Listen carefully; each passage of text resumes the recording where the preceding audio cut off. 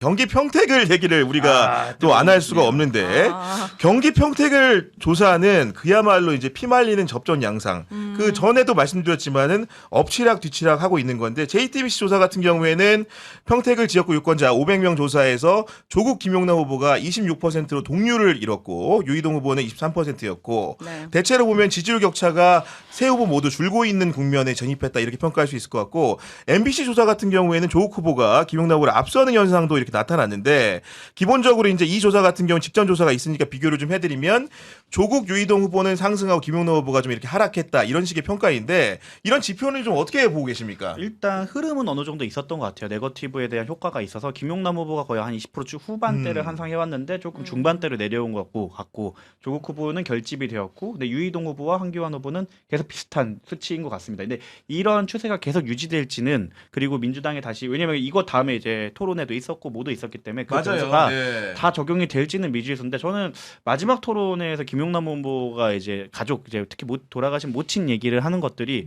그 조국 후보를 지지했던 사람들의 그 감정을 좀 건들지 않았어요. 왜냐하면 대부분 조국 후보를 지지한 게 가족을 도륙내었다. 저는 거기에 동의를 해요. 언론들이 좀 지나치게 그 검찰이 지나치게 조국 후보를 공격을 했다는 거 맞습니다. 네. 저는 동의하는데 근데 본인들이 동일한 거를 김용남 후보에게 하고 있었다는 것을 드러나는 그런 상징적인 장면이어서 그것까지 감안한다고 하면 정말 이제 모른다. 이거는 투표함을 까서 저는 이게 제일 늦게 공개되지 않을까 당선자가. 야, 그러니까 우리가 이제 그 그럴 수도 개표 개함을 하게 되면은 네. 이제 어떻게 보면 먼저 확정이 되는 데가 있고 나중에서 유력 뜨다가 이렇게 확정으로 새벽 시간대 심야나 새벽 시간대 결론이 나는 선거구가 있는데 제가 보기에도 지금 여러 선거구가 있지만 가장 박 터질 때 두 곳을 꼽는다고 한다면은 경기 평택을과 대구시장 선거가 그럴 수 있다 이런 생각 좀 들거든요. 경기 평택을 진짜 저도 예측 못 하겠어요. 못 하겠는데요. 근데 뭐 그 예를 들면 이런 거예요. 지지난 대선 때 윤석열 나와가지고 이른바 김건희 녹음 파일이 뭐 공개가 됐잖아요. 윤석열에 대해서 반기만 삥삥 끼고 그리고 뭐 어디 심부름 시키면은 내려가서 심부름만 하고 그렇다고 하는 내용이 나왔거든요. 아, 그 녹취가 네. 그리고 그거 가지고 민주당이 엄청 공격했어요. 공격했는데 제가 공격하면 안 된다 이렇게 얘기를 했거든요. 아, 당시에 대선 치를 때 왜? 여성들이 볼 때 그런 남편 좋아. 아니 그런 반응들이 나오더라는 거예요. 근데 우리가 일반적으로 생각하는 것하고 사람이 반응하는 건 달라요. 그러니까 아니 그게 그래가지고 뭐가 문제가 있다는 거야? 왜? 집에 심부름도 할 수 있고 그리고 남편이 가서 김치찌개 끓여주는 게 뭐가 문제야? 할 수 있지. 오히려 더 정반대의 반응이 나올 수도 있어요. 그러니까 지금 조국 후보와 관련돼 있는 악재가 있고 김용남 후보와 관련돼 있는 악재가 있는데 대북 관련돼 있는 거 가지고 마지막에 막 뭐 녹취 공개되고 막 이것저것 막 얘기가 나오잖아요. 그걸 상대적으로 젊은 민주당 성향을 갖고 있는 평택 신도시 쪽에 있는 유권자들이 어떻게 과연 받아들일까? 아, 그 사안 자체를 네. 그걸 어떻게 어떤 방향으로 느끼게 될까?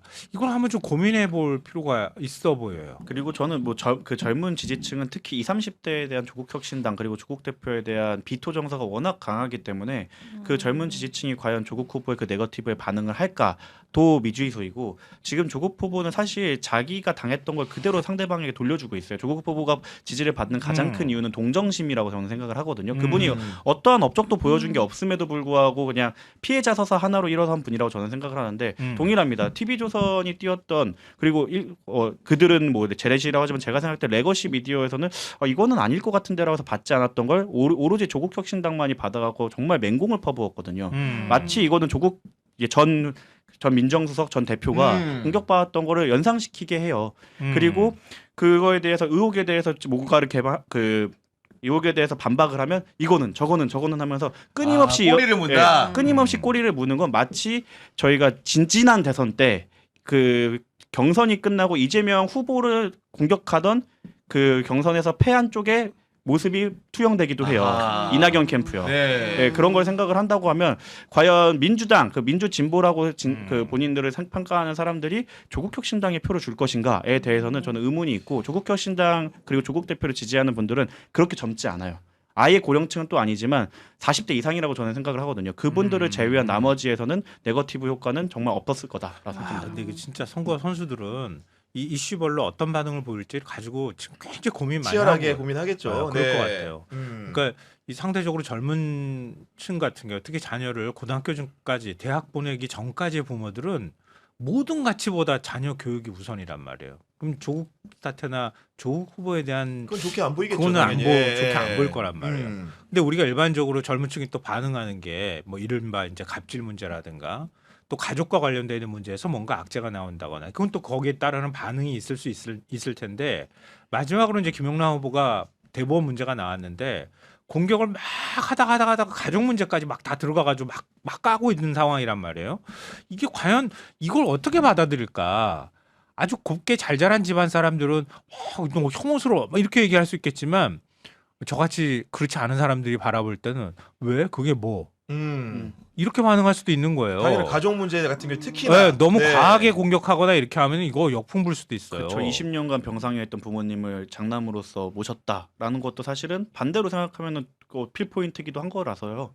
가지 많은 저는- 나무에 네. 바람 잘 날이 없는 거예요. 어느 집이나 한꺼풀 맞아요. 까고 보면 다 시끄러워. 근데 그거 마치 무슨 도덕적으로 완벽한 사람인 것처럼 얘기하는 건 난 그거는 별로 아니라고 보거든요. 그러니까 그런 것뿐만 아니라 그러니까 들어갔을 때 사람들은 어떻게 반응을 보일 것인가를 고민하면 그러니까 생각하지 못했던 반응들이 나올 수도 있어요. 저는 그런 생각해봤어요. 문재인 정부가 이제 정권을 뺏겼을 때 가장 큰 원인이 사람들이 생각보다 사람들의 욕망. 욕망을 잃지 맞아요. 못했다라는 거예요. 맞아요. 근데 오세훈이 됐고 윤석열이 됐잖아요. 음. 그것도 저는 같은 선상이라고 보거든요. 맞아요. 정치인이 아닌 이상은 나의 이익을 포기하면서까지 어떤 가치를 추구하는 게 매우 어려워요. 쉽지 않죠. 부동산 정책 알겠어. 집값 잡는 것까지는 알겠어. 근데 열몇 변을 때려가지고 이걸 잡겠다고 싫은데 난 내 집값이 너무 중요한데 이런 사람들의 욕망을 잃지 못했다는 거죠. 그러면 결국에는 평택 시민들도 우리 삶을 누가 더 낫게 해줄 건데? 누가 아하. 더 실력 있는데? 우리 평택 시민들을 위해 누가 일할 건데 그런 어떤- 포인트를 생각한다는 거죠. 누가 네. 우리를 잘 살게 해줄 건데 저는 음. 그게 가장 첫 번째로 볼 수 있는 포인트라고 생각해요. 저는 그래서 조국혁신당의 그 선거 운동 방식이 이번 평택 선거에서는 유효할 수도 있겠지만 본인들의 한계를 그었다. 만약에 평택에 대해서 조금 더 잘 파악해갖고 능력을 좀 보였다면 왜냐면 비례대표 비례 국회의원분들까지 다 동원을 했잖아요. 그럼에도 불구하고 평택군 아니면은 KTX 정차하는지 아니면 경찰서 위치조차 모르는 사실 무능을 드러내 버렸잖아요. 그런 상황에서 이제 했던 거는 거의 네거티브밖에 없어요. 그렇다고 한다면 조국혁신당이 전국적으로 뭐 조사를 하면 뭐 1% 2% 나오는 상황에서 이미지가 바뀌었죠. 저기는 국회의원 이제 조국 대표가 만약 국회의원 된다고 하더라도 아 저기는 저런 당이라는 이미지가 바뀌어서 앞으로의 조국혁신당의 존폐에 굉장히 악영향을 끼친 선거 운동이라고 생각합니다. 자, 근데 여기서 사실은 이제 보수 후보들이 어떻게 반응하냐도 상당히 중요했던 건데 유이동 후보 같은 경우에는 어제 이제 긴급 기자회견을 내면서 황교안 후보를 향해서 단일화를 이제 촉구를 했는데 그 긴급 회견문에 나온 공격 포인트가 상당히 흥미로워서 이 얘기는 좀 해야 될 것 같은데 그 함량 미달의 후보들을 상대로도 치고 나가지 못하는 스스로를 자성하는 건 오케이입니다. 그렇게 볼 수 있다고 생각이 드는 거고 또 이제 국가보안법의 망령을 꺼내가지고 황교안 후보님의 말씀처럼 산호맹 연루 혐의를 부정하는 후보에게 평택을 넘기시겠습니까? 아마 조국 후보를 얘기하는 것 같아요. 이러면서 점점 예열을 하면서 어떤 얘기를 했냐? 문어게인 레토리를 갑자기 꺼냅니다. 저들은 평택을 발판 삼아 다시 문재인 정부를 소환할 것입니다. 저들에게 문어게인의 빌미를 주시겠습니까? 이런 표현이 나온 거고 거기에 더해서 우리의 차이는 저들의 차이보다 작습니다. 우리가 분열하면 정청래와 추미애가 웃습니다. 우리가 쪼개지면 김어준과 문재인이 웃습니다. 이렇게 말을 했는데 저는 이 포인트가 굉장히 전략적인 터치라고 느꼈는데 좀 어떤 부분을 구사하고 지적했다고 봐야겠습니까? 양쪽 다 비판을 한 거고 어부질이 우리가 없겠다는 거예요. 그래서 진짜 민주진보 진영에서는 정말 뼈아픈 비판이라고 생각을 합니다. 왜 우리가 저 사람한테 저런 얘기를 들어야 되나?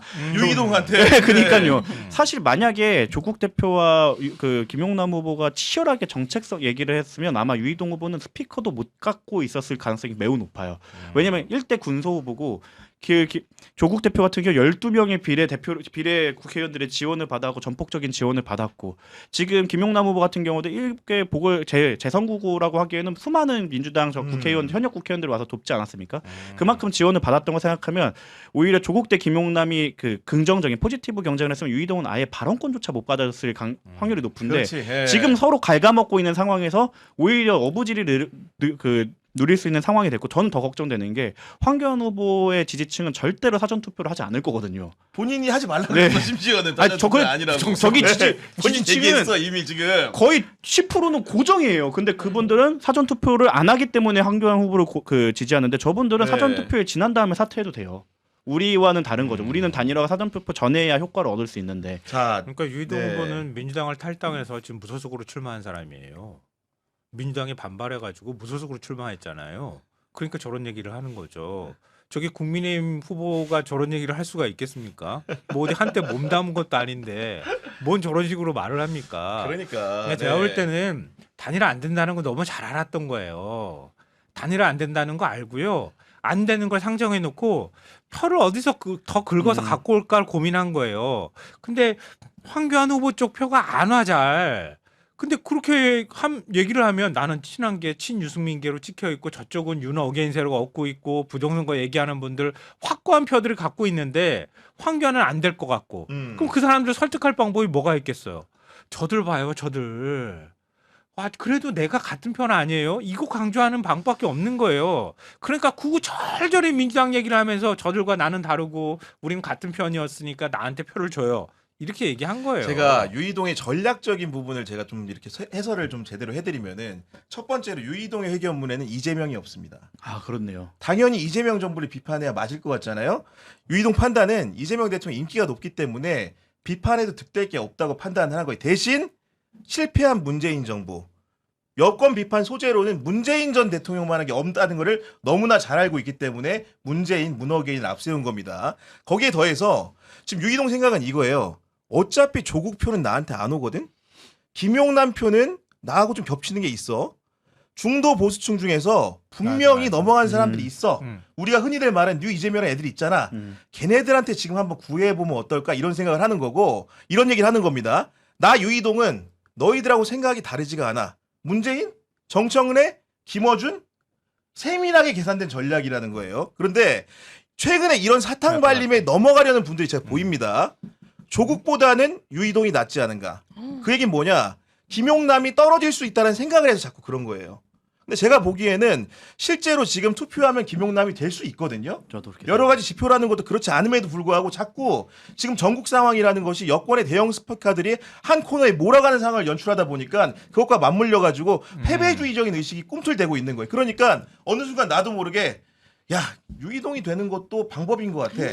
그 마음을 지금 파고드는 거기 때문에 여기에 넘어가면 안 되는 겁니다. 지금 전형적인 갈라치기인 거죠. 김용남 그 악재 때문에 김용남이 안 될 것 같으면 조국 되는 꼴은 못 보잖아. 그러니까 나를 찍어라는 전략인데 본인이 선택한 후보를 찍어야 됩니다. 그리고 그 후보가 될 거예요. 그건 당연한 거고 그 누가 보낸 사람입니까? 누가 영입한 사람입니까? 저는 민주당 후보가 그래도 그 고정표를 가져가기 때문에 그러한 네. 결과는 안 나올 거라 생각합니다. 근데 걱정은 황교안과의 단일화가 단단하게 돼버려 갖고 20% 10%였고 30% 가까이 먹게 되면은 우리 결집이 제대로 안 된다고 하면 아니면 말씀드린 네거티브 때문에 야, 질린다 하고서 안 가버린 사람이 생기면 그러면 위험할 수 있기 때문에 투표장에 꼭 가주셔야 된다. 네. 어부지리로 옛날- 유이동이 되면 진짜 이게 넘어가는 사람이 지금 최악일 있다니까 수도 지금 있겠네. 괜찮다고 생각하는 사람이 하나둘 주변에 생기기 시작해서 내가 보니까 야, 지금 이거 옛날식 표현으로 말하면 깍두기 전법이네. 그 깍두기 조합이라니까 지금 이게 유이동이 머리가 음. 나쁜 사람이 아니에요. 이걸 파고드는 거예요 지금. 그 표가 자기한테 올 줄 아는 모양이지. 조금이라도 올 수 있다고 생각을 하는 거죠 지금 보면은.